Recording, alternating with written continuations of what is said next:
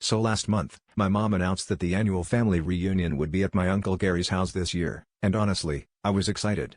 Uncle Gary's the kind of guy who grills with an actual chef's hat and once got banned from Pictionary for creative interpretation, so you know it's never boring.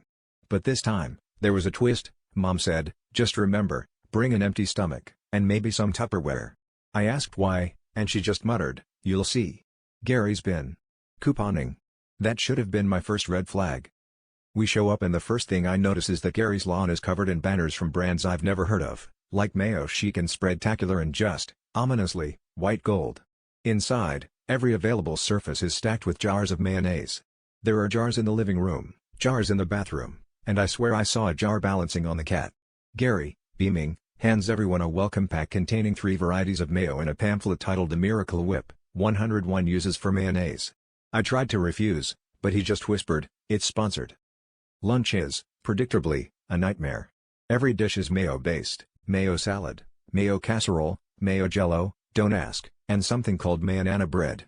My cousin Tim tried to make a sandwich without mayo and Gary just appeared like Batman, slapping a dollop on with a spatula. Halfway through, a rep from one of the brands arrives and gives a speech about the creamy bond of family. My aunt starts sweeping softly into her potato mayo soup. My dad turns to me and says, "I didn't think it was possible to feel my arteries clog in real time." By the end of the day, everyone leaves with their swag bags and a 1,000-yard stare. Now, whenever someone mentions next year's reunion, there's a haunted silence, and Grandma just mutters, "Anything but mayonnaise." Honestly, I've learned my lesson: never let Gary organize a family event again. Because nothing brings relatives together like 3 brands of mayonnaise.